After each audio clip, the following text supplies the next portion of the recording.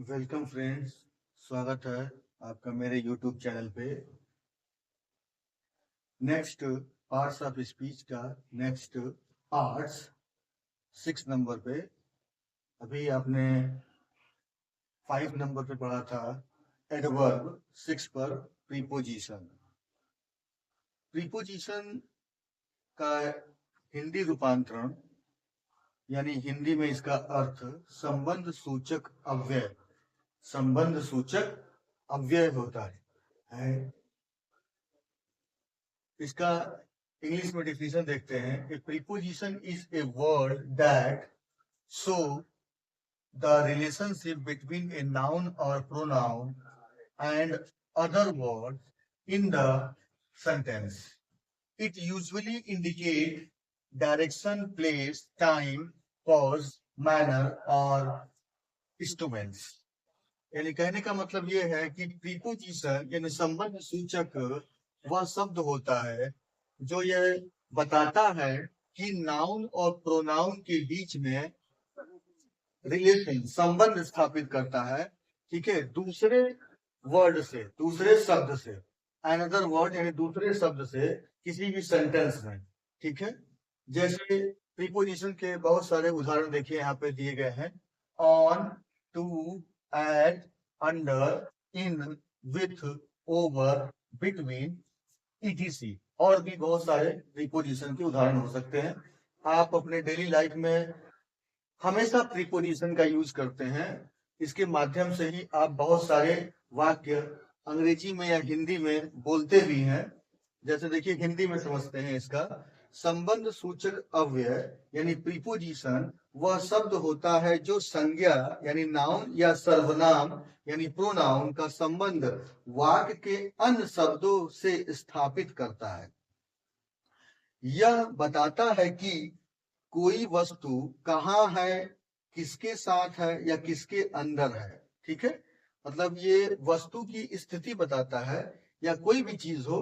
ठीक है, वस्तु के अलावा पर्सन भी हो, ठीक है, व्यक्ति भी हो, किसी की भी स्थिति बताता है कि वो कहाँ पर चीजें हैं और किसके अंदर हैं और या किसके साथ हैं। जैसे एग्जाम्पल में देखते हैं, इसका ट्रांसलेशन समझाया गया है। वह कमरे में है।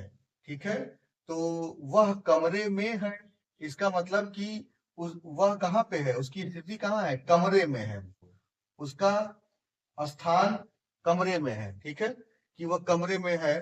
तो इसकी ट्रांसलेशन देखिए, he is in the room, he is in the room यानी वह कमरे में है। यानी इन ये डिनोट कर रहा है कि यही प्रीपोजिशन है। अगर वाक्य में इन शब्द यानी संबंध सूचक शब्द, ये संबंध सूचक शब्द हटा दिया जाए तो इसका वाक्य का अनर्थ हो जाएगा, अर्थ के बजाय अनर्थ निकलेगा। जैसे वह कमरे हैं निकलेगा, वह कमरे हैं, लेकिन इसमें वह कमरे में है यानी कोई व्यक्ति कमरे के अंदर मौजूद है।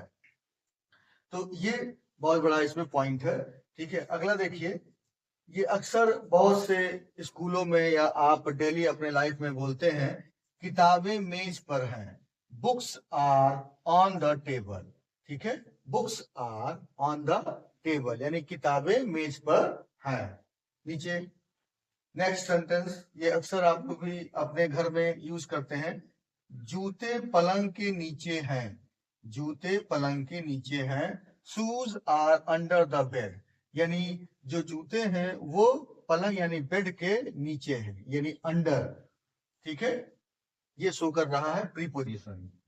नेक्स्ट, ज्योति परीक्षा में कृष्ण और अर्जुन के बीच में बैठी या बैठती है, या बैठी है या बैठती है। तो इसका ट्रांसलेशन देखिए, Jyoti sit, Jyoti sits between Krishna and Arjun in the exam यानी ज्योति कहाँ बैठी है, कृष्ण और अर्जुन के बीच में बैठी है। ये स्थिति बता रहा है बिटवीन, कि वो बैठी तो है लेकिन उसकी स्थिति कहाँ है। ठीक है, कहाँ पे है, कृष्ण और अर्जुन के बीच में वो बैठी है। तो ये है प्रीपोजिशन यानी संबंध सूचक अवयव के डिफिनीशन और उदाहरण, इसको आप घर में, फ्रेंड्स के सर्किल में या स्कूलों में भी आप बोलने की भाषा में यूज कर सकते हैं। थोड़ा थोड़ा बोलिए, लेकिन प्रैक्टिस करिए, ठीक है। और जब आप अभ्यास करेंगे तो आपको ऑटोमेटिक चीजें बोलना आ जाएगा, यूज करना आ जाएगा, ठीक है। लेकिन पहले आपको जरूर से जरूर अभ्यास करना है, ठीक है। डेली गलत ही बोलिए, गलत से ही सही होता है, और प्रैक्टिस करेंगे तो आप अच्छे से इंग्लिश बोल लेंगे।